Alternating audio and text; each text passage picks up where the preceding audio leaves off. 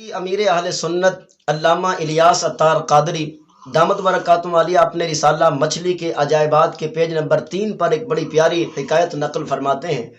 چنانچہ منقول ہے کہ سکندر بادشاہ کی فوج کا ایک دستہ ہندوستان میں سے روانہ ہوا اور بحری جہاز کے اوپر روانہ ہوا۔ ناظرین، یہ قافلہ چلتے چلتے جب شام ہوئی تو شام کے وقت انہیں سمندر کے اندر ایک جزیرہ نظر آیا۔ جزیرہ مطلب چاروں طرف پانی ہو، بیچ میں خشکی کا ایک ٹکڑا۔ جیسے وہ نظر آیا تو انہوں نے جہاز اس کے قریب کیا اور فوجی اس جزیرے کے اوپر اتر آئے۔ انہوں نے پڑاؤ کرنا چاہا۔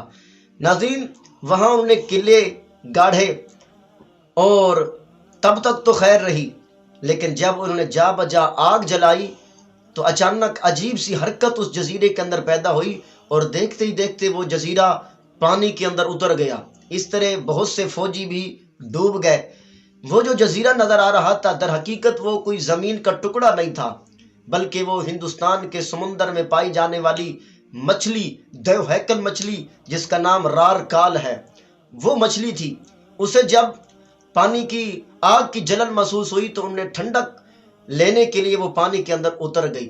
ناظرین، یہ اللہ تبارک و تعالی جل شانہ کی قدرت ہے کہ اس نے ایسی ایسی مخلوق پیدا کی ہے۔ بظاہر جو زمین کا ٹکڑا محسوس ہو رہا تھا، جو خشکی، وہ جزیرہ نظر آ رہا تھا، لیکن در حقیقت وہ جزیرہ نہیں بلکہ مچھلی تھی، اور یہ اللہ تبارک و تعالی کی قدرت ہے۔